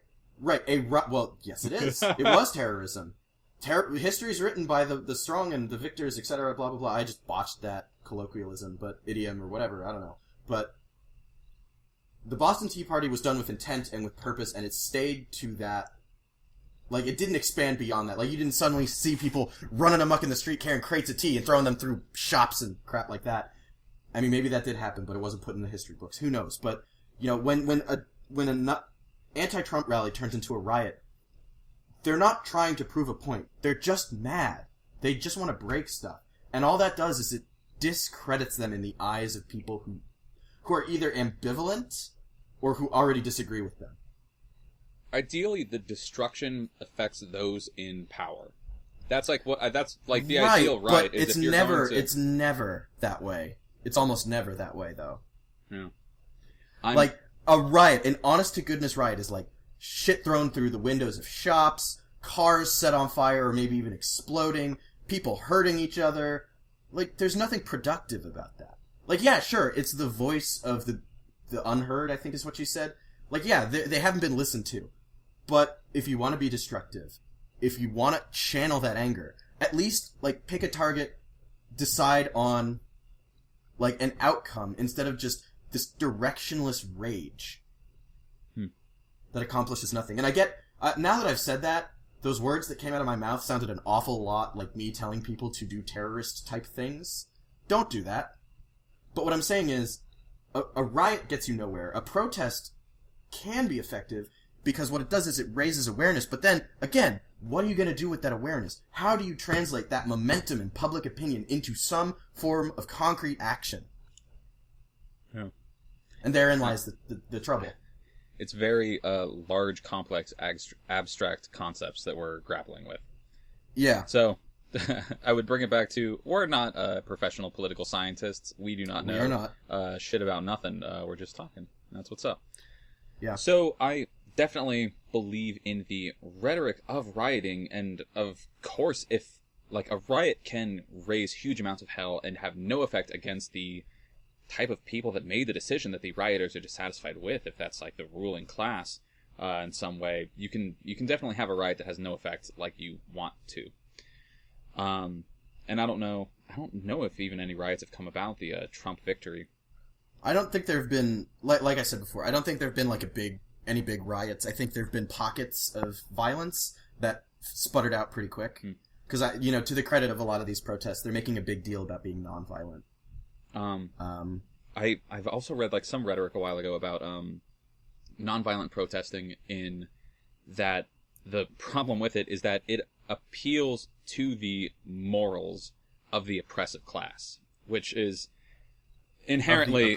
Oppressive class or oppressed? Oppressive class. It appeals, a nonviolent protest, civil disobedience, appeals to the morals of the class that is oppressing people, and that is, sort of, pounding your head against a brick wall. But, so I want to have this rhetoric and this, like, viewpoint of, like, a riot is destructive, violent, of course, sure, causes people harm, like, you want to think ideologically that it's appropriate in a certain way. But if, in a theoretical parallel world where Trump had lost, and then a lot of people in, like, rural America, a lot of Trump supporters were taking to the streets with guns, with torches, like, I would, condemn that activity, and I would probably be the person about, like, hey, look, your guy lost, deal with it. This is, I would, hope that I would be able to resist that impulse, but who knows? I'm getting into some bipartisan politic type crap. Yeah. Well, some double standard type things. See, I don't know that I agree with you characterizing the issue as oppressor versus oppressed. I think that's an extreme characterization of a lot of issues in America. Truth of the matter is, I think if you look at Maslow's hierarchy of needs, you know what that is? Oh, yeah. Most people have the basic survival they need. Mm-hmm. Most people in America are really, most people, and I know that this is a huge, huge general statement, so I'm probably wrong, because just the nature of generalizations, they're almost always wrong. But most people are like at least halfway up that hierarchy. They've got a lot of their basic shit taken care of. I wouldn't say we're in an oppressor-oppressed dynamic in a lot of ways. Now, that's not to say there are situations where this doesn't apply, because there are some I can name off the top of my head for sure. Like, the whole situation with minorities in prison and, the increased percentage... No, hold on. I'm constructing that sentence poorly. The higher likelihood that a black American will be shot on an encounter with the police. Stuff like... I would say that's probably, falls under the category of an oppressor-oppressed dynamic. But you can't just frame everything that way, because that just makes people dig in their heels, because oppressor implies evil and ill intent. And I'm sure there's plenty of people with that. But when you talk in these huge general systemic terms, you get what happened with this election, where you get all these people saying, okay, well, you're going to give me no choice but to be evil. Fuck it. I guess I'm evil. I see what you mean. Where I think that's, like, the universal narrative for people is that everyone is the oppressed. Like, everyone exists within an underdog narrative for themselves. Yes. Yeah. But that's not healthy, is what I'm saying. Yeah. Because that just sets people against you. And you have to, as painful as it is, you have to learn to operate within a system that puts you at a disadvantage and be able to sort of negotiate your way up, which sounds horrible for me to say. But it's the only way I can see it working without any sort of violence. And without any sort of adversarial, like, back and forth reactionary hate relationship. But yeah, I don't know. So that kind of actually ties into the last item I put on the docket, which is good because we're getting close to 2 hours now, which is probably not quite accurate because we've wasted some time with silence and the start and whatnot. We'll edit. The last thing I wanted to touch on was just sort of the logic of arguing. Yeah. Which really seems to me to be something... Yeah, which seems to me to be something we as a generation, us being 20-somethings, and as a society have sort of let fall by the wayside. And so there's a couple things that go hand in hand here, and one is what I call operating truths or fundamental assumptions. And these are important to the concept of empathy and understanding. So, if I were to tell you that Jim Jones, or whatever random guy on the street, thinks abortion is evil and that it should be illegal, what's the first thing you would think about this guy, Jay? Okay. Abortion is evil and it's murder. And that it should be illegal. No one should be able to do it. Illegal. Well, now I'm trying to curate my own thoughts. Right, just right off the top of your head, what would you think? Like, gut thing would be like, no, you're wrong about it. Okay, not quite what I was looking for. Would you say he's an idiot, perhaps? See, now I'm putting you on the spot, so I'm gonna. I'm on the spot, so I start to like reevaluate and recurate my own thoughts. Yeah, but I would think that he's misinformed. Okay, so that's the starting point for this thing. So your fundamental assumption, your operating truth, is that abortion is not murder. Yeah. And not only is it not murder, but that it should be legal.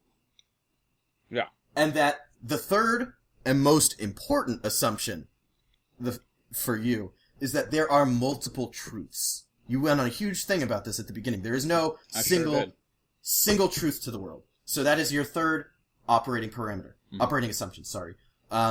This guy's operating assumptions, and I'm assuming he objects to abortion on a religious grounds, is that 1, abortion is murder. It is wrong.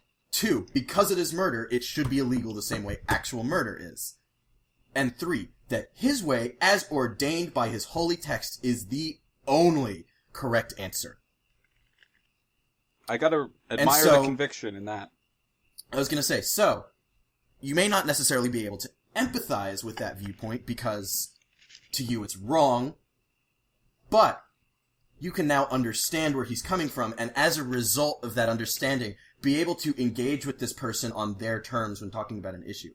You know, like something I've done is say, okay, you think abortion is wrong, you think it's murder, but look at it from another perspective.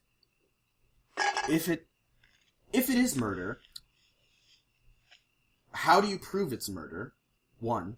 And the answer to that is almost always, the sanctity of life and immaculate conception type stuff. But 2, if it's legal, what is stopping you from discouraging people from using it? What is stopping you from finding ways to make abortion, rather than making it illegal, finding ways to make it unnecessary? Okay. And that's how you approach the argument from another angle to try and get somebody to at least try and understand where you're coming from.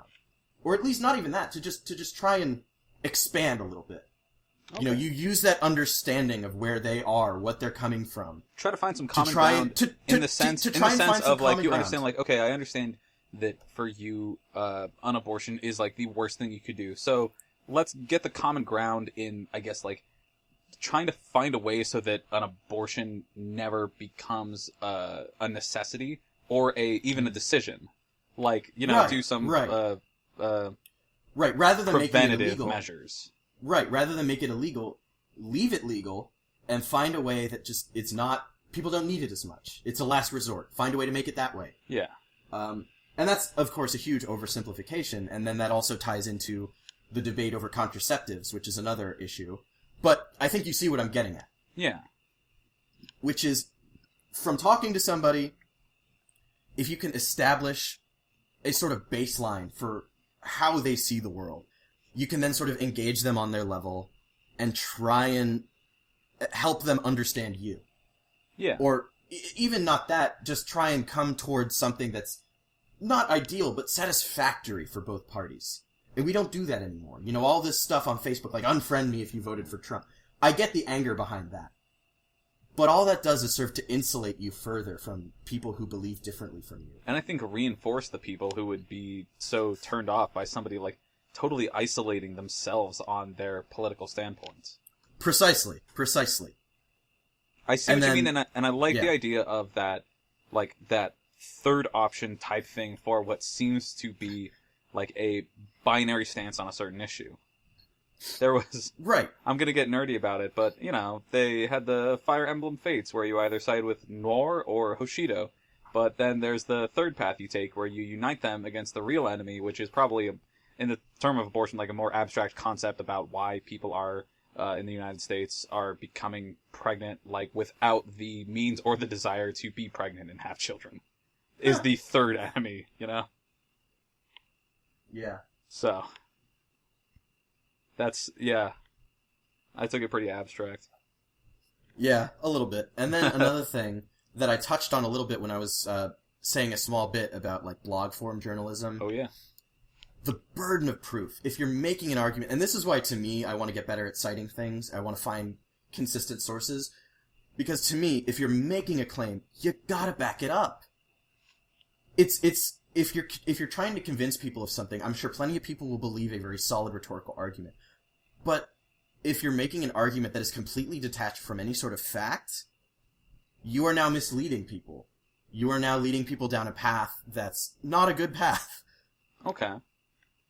It's irresponsible if you're trying to direct thought, to direct people in a way that's got nothing behind it. I see what you mean. And then furthermore, to tell them that proof is bad, in some cases. Yeah. So I see what you mean, because I've been, in my mind at least, I haven't written an article yet, but I've been approaching it in the sense that I'm probably not going to do much research. I agree with you in the absolute sense that if you're posing an argument, you need to have a logos to it. Like, logos, a logical structure. It needs to be an argument that you can make, whether or not that is dependent on, like, outside citations of, like, I guess, more objective or more well-articulated arguments about something. Yeah. I think it is definitely irresponsible to promote ideas that aren't really based in anything, be that, like, logos, ethos, pathos, outside sources, anything. Right. That's just throwing, a certain it's chaos irresponsible. into it. Yeah. It's irresponsible, and more to the point, it leads to an adversarial relationship with fact, where now that you've persuaded these people of something, when presented with facts to the contrary, they will now, instead of looking for proof, since they are operating on a purely rhetorical level, they will simply deny the legitimacy of the data presented to them, probably maybe even try and discredit the speaker, or the person presenting the information. Like an ad hominem attack? Right, and then go about their merry way. And this is something both sides of the political spectrum are guilty of. Mm-hmm. You know, the conservatives will do this with, you know, like, oh, you're a baby killer if you want abortions. Or, I don't know. Something I'm blanking out. Or, like, on the opposite side, or just like... Yeah, liberals will do, like, oh, you disagreed with me. You're a sexist. You don't want women to have autonomy over their own bodies. Right. Well, and that goes to even the oversimplification of the voting issue with this election is, you know, just because someone voted for Trump doesn't mean they're a racist. They were able to overlook racism, which is an issue in and of itself. Yeah. But it doesn't necessitate them being a racist. Just as me not necessarily liking Hillary Clinton does not make me a sexist. Yeah. It puts me in the same camp as some sexists, yes, but that's a fallacy of attributing qualities of the parts to the whole. Yeah. Which is a whole problem in and of itself. But if you can't prove what you're saying, it puts you on an adversarial grounds when you're presented with facts contrary to what you believe. Not that people don't behave that way in general anyway, but when you're walking on something that has no grounding, you're naturally a lot more opposed, I think. Mm-hmm. I don't know. What do you think? Sorry, my Audacity seized up for a second. I want to try to make sure that it's still running before I get talking a whole bunch. Oh, okay. Oh, good. And we're back. It's still going? Yeah. not the highest production values here at Open Discourse. No. I get what you mean entirely. I always think about the Hitler drank water argument, which, like, yeah, Hitler drank water. Hitler, like, enjoyed a nice sunny day on the beach. That doesn't make a sunny day on the beach, like, the negative thing necessarily. You can share certain concepts with people you disagree with, even on very, like, firm fundamental levels, and that doesn't, like, lock you to either one side, one camp, or another. Yeah. Yeah. And then the last two things, because I think this is a much shorter bit, because there's not as much to say here, it's just me venting. All right. Is this whole self-righteousness trend that our politics have become afflicted with. It's bad. It's just bad. You know, when you come at something from a self-righteous perspective, anyone who doesn't 100% agree with you is gonna feel put off by that. Okay. And that just makes people... That just plays on people's spiteful natures. They're gonna disagree with you just because you're a smug little shit and they don't want you to be right. Yeah, and so then, of course, you, like, plant yourself in the opposite direction. You become a contrarian about anything. Right. And this happens on both sides of it. Right. It's a cycle that feeds itself. And then it's not good for anyone. And something I saw from Hillary supporters with this was this argument of, you know, I mentioned the sexism thing, but, you know, on election week, I saw people saying, vote on the right side of history. What kind of a self-righteous argument is that? History is not moral. There is no right or wrong to history. It exists outside the moral continuum. It simply is. It's a sequence of events at its most basic level. It's totally self-fulfilling, right? There is no right or wrong side of history. The prevailing outcome is going to look back on the opposition as though it were fundamentally wrong. To say, like, to be on the right side of history, combine that with, you know, it's the victors that write history. Right. So it's a presumption of victory. Unless you're on the victor's side, you're always going to be on the wrong side. Well, and that's what I was going to say. On a more mundane level, history is written by the victors. Yeah. You know, if you lose, you are now on the wrong side of history. Yeah. And, you know, and to say be on the right side of history is this presumption of victory that I think was another factor in Hillary Clinton's downfall, and this sort of liberal smug that I've been hearing about lately.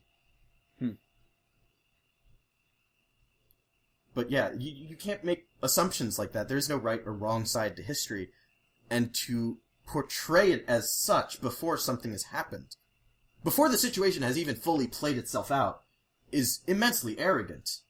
That's not saying I disagree. Yeah, it's I'm just like flawed I'm also reasoning. like very progressivist about things, and so I would want, and so that definitely suits the, like, be on the right side of history narrative, but history forms its own right and wrong sides. We're fortunate enough that we can look back on the last 100 years and say a lot of the, you know, civil rights progress we've had has been good. Right. But, you know, it turns into like a sort of self-aggrandizing prophecy, right? Well, it's virtue signaling. It's just like, look at me, I'm so right, and I feel so good about being so right. And more to the point, it plays on this addiction that I wrote about in the Irritation game to anger. Anger is addictive, and I know this because I struggled with anger management issues as a kid. It's addictive. It's an addictive feeling, and it's even more addictive when you feel righteous in your anger. And because when you're like righteously angry, then like it's you against the world, and you are like the last bastard. Well, and it's an endorphin rush too, and the media plays on that. Internet and broadcast media plays on that so much. It's how they keep people listening. It's this outrage culture run amok. It's heightened. It's like exaggerated. Precisely. It's interesting. Yeah. And more to the point, and circling all the way back to the beginning, when I said people are fundamentally rational, you know, granted, everyone's going to want to act in their own self-interest. That's a given. But when I say people are fundamentally rational and capable of critical thought, this is what I mean, because anger bypasses those mental constructs. It just blows right past them. And when you have a media, not even a media, a corporate system that is profits off of this cycle of anger and outrage, and is incentivized, indirectly granted, but indirectly incentivized to play up anxiety and anger, you are now, and on top of that, they're feeding people incomplete sets of data. You are now completely bypassing the human rational thought process. You are completely bypassing the human capacity for empathy. and you get what we have today. Just discourse. But Yeah. wrap it up. Yeah, And well, I mean, that's all I have to say, really. I'm sure, in hindsight, we'll have missed some stuff, but, you know, this was a good first There's always recording, yeah, I think. And, yeah, well, so I guess we're done. Thank you very much, Dave, for putting this website together and getting us started on all this. And Thank you including for me on agreeing everything. to be a co-host of the radio show and to handle the audio side of this. I do hope I've been in glad the to. future we'll have more people, because I do think that this will benefit from some conservative viewpoints, and maybe, like, I know some people who are just straight up anarchists. Maybe we can get them in here. Because there's no real truth. The only value is in the discourse, as they say. Okay, I mean, that's a loaded statement, but I think the show and the site will benefit from a variety of viewpoints. And I think as a society we need to expose ourselves to a variety of viewpoints. So with that, this is Dave signing off. Open-discourse.com. Yes. Come hang out with us, talk with us, engage in the Shitpost discourse. on our website, but in a productive way. Productive shitposting. Like, feel free to argue with us in the comments, or find our Facebook page and throw up an article and make a statement and then have people argue with you. And don't dox us. Channel that addiction to arguing online into something productive. All right. And yes, also please don't dox us. All right. Thank you, everybody. We love you. Have a good night. Thank you for listening. All right, bye. Bye.